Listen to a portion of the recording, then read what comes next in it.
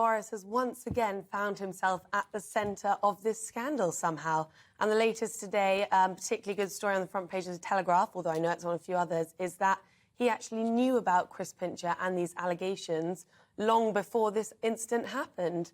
So there's lots of levels to this, but one of the most important is that in February, when Mr Pincher was appointed, there was actually a lot of opposition within his own party. So Steve Barclay, the MP, came forward. Apparently, a cabinet minister also spoke out against this.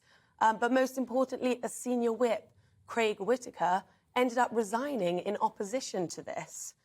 This also comes off the back of the fact that Mr Pincher had allegations against him from previous years. So in 2017, there were allegations against him from Alex Storey, a former Olympian and former Tory candidate, that he had been inappropriate with him. And then there was another allegation in 2018. And I think it's pretty outrageous that he managed to find himself in the position of Deputy Chief Whip when people who were potentially expressing or having situations of sexual misconduct against them would have had to have gone to the Whip to report this. And there was a man in this position who had multiple previous allegations of sexual misconduct against him. I mean, can you explain to any of our viewers who don't really know what a whip does, why this, what the job is and why it is so inappropriate to give that job to somebody who's troubled themselves? Well, exactly. I mean, the whip is essentially, one of the main roles is to be the bastion of behaviour and sort of ethics within the Tory party.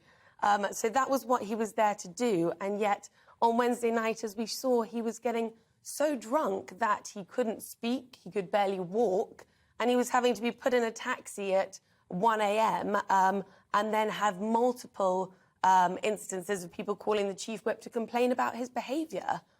So it just doubles down on how outrageous this is, that he was even in this position. And he wrote a letter last night, or issued a statement, I should say, saying that he will cooperate with the investigation, and he repeated, you know, the statement that he was sorry for his behaviour, but he's not resigning.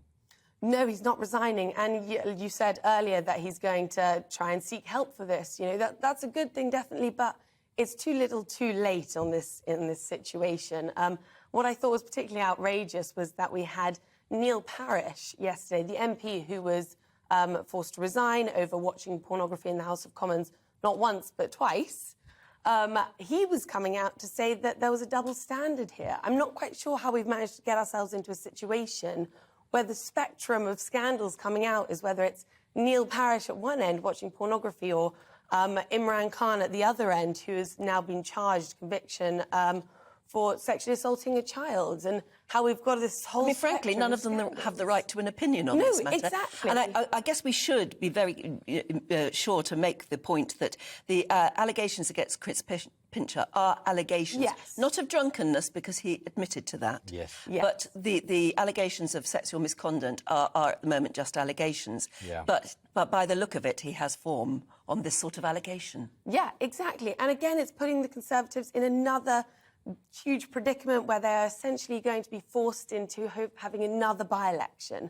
And after the disaster that was Tiverton and Wakefield, which were Tiverton in particular, it had a 21,000 seat majority, 21,000 voter majority, and it still swung to the Lib Dems.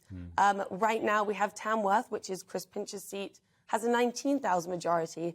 But I don't think any seat is safe at the moment. Do you think that's why he hasn't resigned yet? Maybe he's under pressure to do the right thing, make all the right apologies, but actually not cause a by-election?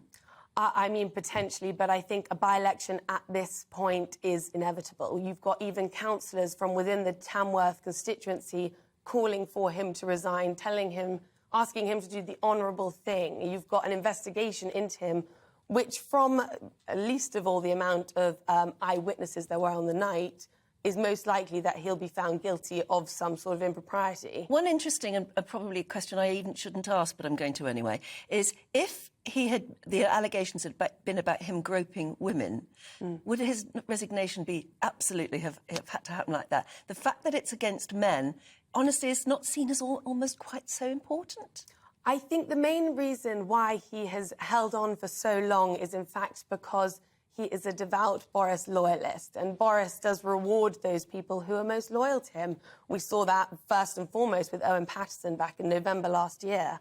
but he was instrumental in helping Boris in his Save Big Dog plan back in January.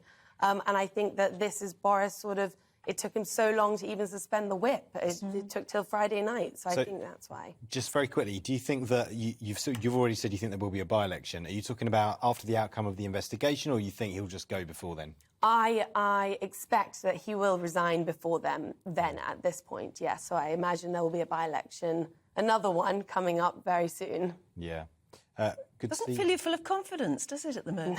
No, not just at all. Like not dominoes at going down. Yeah. And in the most tawdry way. You know, the word sleaze. I know that Labour bring up this word sleaze again and again and again, but it's beginning to stick, isn't it? Yeah, completely. Welcome to the GB News YouTube channel. You can watch us live 24 hours a day, catch up on your favourite shows, and join in the conversation in the comments below. Don't forget to subscribe and you'll never miss any of our exclusive content.